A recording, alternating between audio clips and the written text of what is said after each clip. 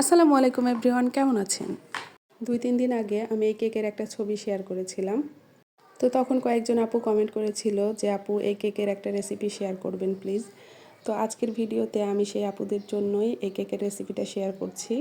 তো প্রথমে আমি একটা বোল নিয়ে নিয়েছি আর তার মধ্যে আমি 3টা ডিম ভেঙে নিলাম এবং ডিমের সাদা অংশ কুসুমটাকে আমি আলাদা করে নিয়েছি। আর কিভাবে আলাদা করে নিয়েছি সেটাও ভিডিওতে দেখিয়ে দিলাম।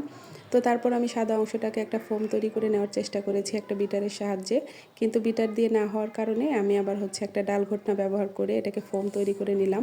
আর ডাল ঘোটনা দিয়ে কিন্তু অনেক সুন্দর ফোম তৈরি হয়। এরপর ডিমের কুসুমগুলোকে আমি একটি বিটারের সাহায্যে সুন্দরভাবে বিট করে নিয়ে সেই সাদা অংশের ভিতরে দিয়ে দিলাম। দিয়ে সুন্দরভাবে বিট করে নিতে হবে। আর এটা যদি ভালোভাবে বিট না করা হয় তাহলে কিন্তু সাকড়া সাকড়ি থেকে যাবে, কেকটাও ভালো হবে না। তো এই তো দেখতেই পাচ্ছেন আমি কত দ্রুত সুন্দরভাবে আমি বিট করে নিচ্ছি। যত বিট করা যাবে তত কেকটা সফট হবে, মজা হবে। তো আমার বিট করা মোটামুটি হয়ে গেছে। এর মধ্যে আমি দিয়ে দিচ্ছি 1 কাপ পরিমাণ চিনি। তো চিনিটা যতক্ষণ পর্যন্ত না গলবে ততক্ষণ পর্যন্ত কিন্তু বিট করে নিতে হবে, না হলে কিন্তু নিচে কেমন খুচখুচ করবে চিনিটা। এরপর আমি দিয়ে দিলাম 1/2 কাপ পরিমাণ সয়াবিন তেল। তেলটা দেওয়ার পর আরও সুন্দরভাবে বিট করে নিতে হবে। এরপর আমি একটা থালা নিয়ে নিলাম আর তার উপরে নিয়ে নিলাম একটা চালুনি, কারণ আমি শুকনো ইনগ্রিডিয়েন্টসগুলোকে চেলে নেব। প্রথমে আমি নিয়ে নিলাম 1 কাপ পরিমাণ ময়দা, 1/3 কাপ পরিমাণ গুঁড়া দুধ আর 1 চামচ পরিমাণ বেকিং পাউডার নিয়ে সুন্দরভাবে চেলে নিয়েছি। আর আপনারাও চেষ্টা করবেন কেক বানানোর সময় এগুলোকে চেলে নিতে, কারণ চেলে নিলে কেকটা অনেক সুন্দর হয়। তো আমার এই যে চেলে নেওয়া হয়ে গেছে। তারপর আমি ডিমের ব্যাটারের মধ্যে এগুলোকে দিয়ে দিলাম, দিয়ে সুন্দরভাবে বিট করে নিতে হবে। যত সময় নিয়ে যত বেশি বিট করা যাবে কেকটা তত বেশি সফট হবে এবং খেতেও অনেক মজা হবে। তো এই তো সুন্দরভাবে বিট করে নিয়েছি আমি। এই তো আমার ব্যাটারটা তৈরি হয়ে গেছে। এরপর আমি একটা কেক বানানোর জন্য মোল্ড নিয়ে নিলাম।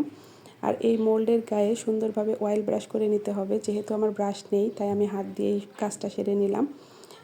তো এই তো দেখেন কত সুন্দরভাবে অয়েল ব্রাশ করা হয়ে গেছে। এরপর আমি সেই তৈরি করে রাখা ব্যাটারটাকে এর মধ্যে ঢেলে দিলাম। সুন্দরভাবে একেবারে চেষে পুষে ঢেলে নিতে হবে, বাটির গায়ে যেন অবশিষ্ট না থাকে।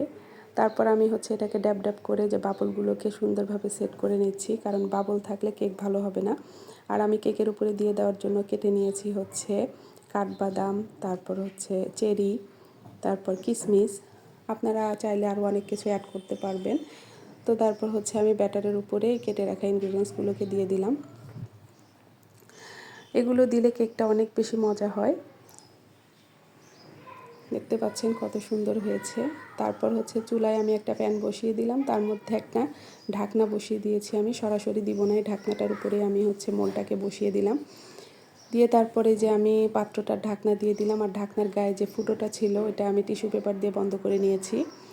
তারপরে যে দেখুন কত সুন্দর একটা কেক তৈরি হয়েছে, আর খেতেও হয়েছিল অনেক সুস্বাদু।